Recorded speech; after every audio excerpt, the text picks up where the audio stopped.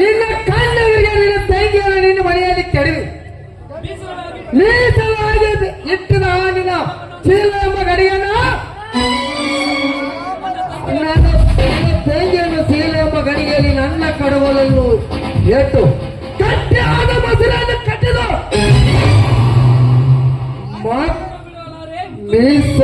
ಮೀಸಲಾಗಿ ಉಂಡು ಬಿಡಲಾರೆ ಮುತ್ತದೆ.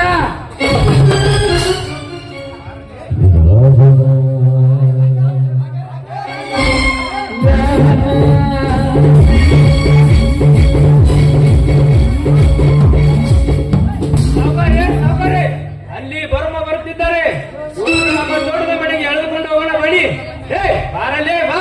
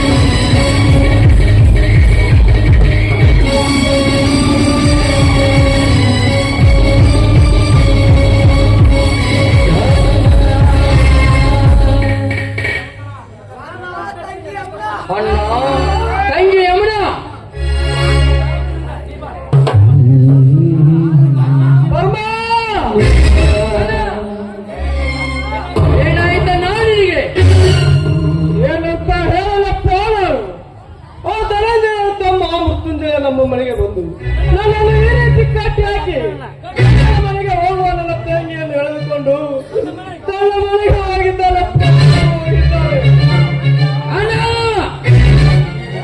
ಏನಂತ ಹೇಳುತ್ತೀಯ ಅಣ್ಣ ನೀನು?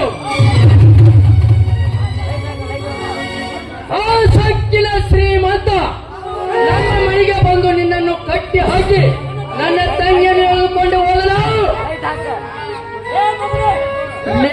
ಮಗನೇ ಮೃತ್ಯುಂಜಯ, ಇವತ್ತಿನಿಂದ ಈ ಭೂಮಿಯ ಮೇಲೆ ನೀನು ಬದುಕಿರಬೇಕು ಒಂದು ಅಥವಾ ನಾನು ಬದುಕಿರಬೇಕು, ಎರಡರಲ್ಲಿ ಒಂದು ನಿರ್ಧಾರ ಆಗಲೇ ಹೋಗಲೇ. ಎಲ್ಲ ಬರಮ್ಮ. ಯಾಕನ್ನ ಹೇಳಿಯಾಗಿ ಹೇಳಿದನದಿಂದ ಆ ಶ್ರೀಮಂತರಿಗೆ ಎದುರಿ ಮನೆಯಲ್ಲಿ ಕುಳಿತಿರಬೇಕಾ ಅಥವಾ ಅವರು ಮಾಡಿದ್ದೇ ಮಾರ್ಗವೆಂದು ನನ್ನ ತಂಗಿಯನ್ನು ಅವರ ಹತ್ತಿರ ಬಿಟ್ಟು ಬರಬೇಕಾ?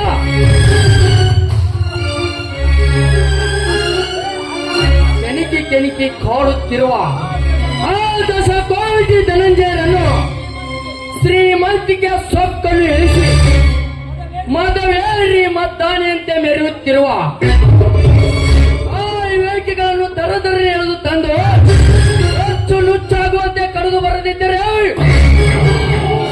ನನ್ನ ಹೆಸರು ಬರ್ಮನೇ ಅಲ್ಲ.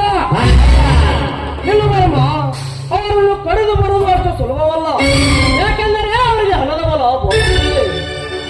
ಹಣದ ಬಲ ಅಣ್ಣ.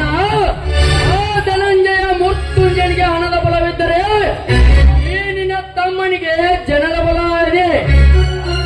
ನೀವು ಉಣಿಸಿದ ಒಂದೊಂದು ಕೈ